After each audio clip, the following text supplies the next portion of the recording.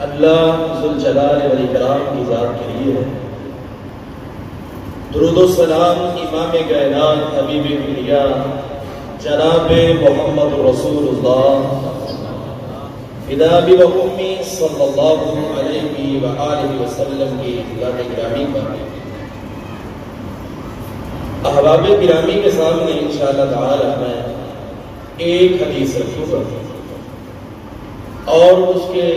بعد میں نے اپنی بات کو مکمل کر دینا، لیکن میری بھی بھائیوں سے ایک گزارش ہے کہ پورے دماغ سے، پوری توجہ سے، پوری تڑپ سے اس حدیث کو ہم نے ایسے سننا ہے کہ جس طرح نبی صلی اللہ علیہ وسلم کے صحابہ کرام اللہ کے نبی کی زبان سے نکلنے والی بات کے منتظر رہا کرتے ہیں کہ رسول اللہ کا بولے ہم سنیں اور عمل کریں۔ اور اس بات کو میں نے اتنا اہم کیوں کیا؟ اس لیے کہ یہ بات میری نہیں ہے۔ آج میں وہ پیغام دوں گا کہ آج سے 1400-1500 سال قبل امام کائنات محمد رسول اللہ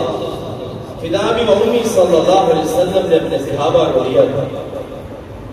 سب سے پہلی بات کیا؟ نبی صلی اللہ علیہ وآلہ وسلم نے فرمایا جس شخص کو دنیا کے اندر رہتے ہوئے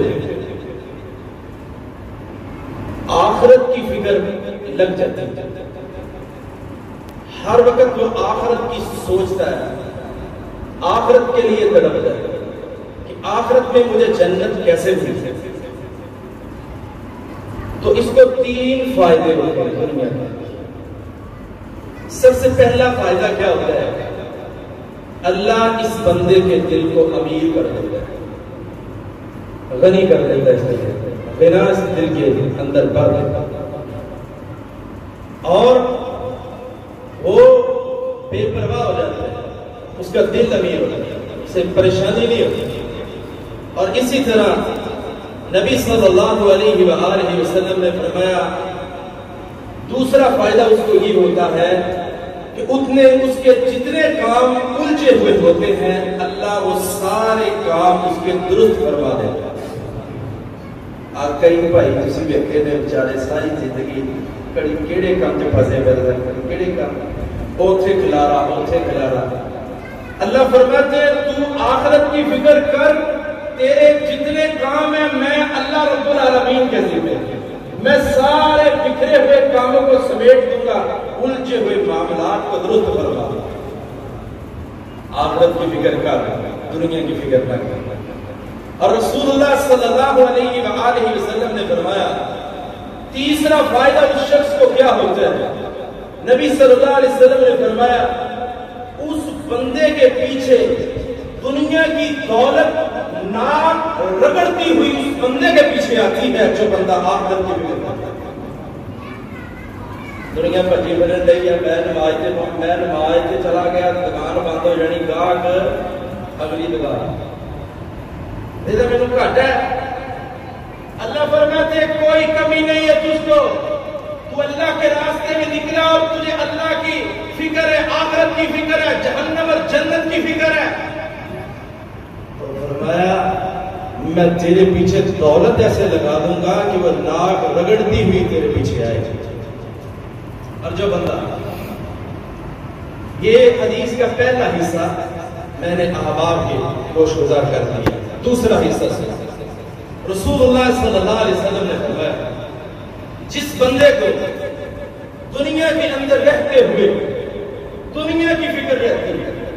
آخرت کے متعلق سوچتے ہیں، نمازیں جاتی ہیں تو جائے، روزے جاتے ہیں تو جائے، قیام اللیل جاتے ہیں تو جائے، قرآن جاتے ہیں تو جائے، وہ بس دنیا کسی طریقے سے دنیا میرے پاس آ جائے تو اسے رسول اللہ صلی اللہ علیہ وسلم نے فرمایا 3 نقصان ہوتے ہیں اس بندے کو۔ سب سے پہلا نقصان اس شخص کو کیا ہوتا ہے؟ اللہ رب العالمین جو اس کو سب سے پہلا نقصان دیتا ہے وہ یہ دیتا ہے اللہ اس کی دونوں آنکھوں کے درمیان فقیری کو رکھ دیتا ہے، ہر وقت بھوکا۔ جب پوچھ لو کاروبار کے دام باجی مرن ہے،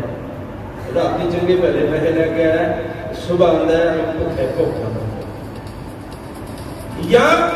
ہر وقت اسے فکر لاحق ہے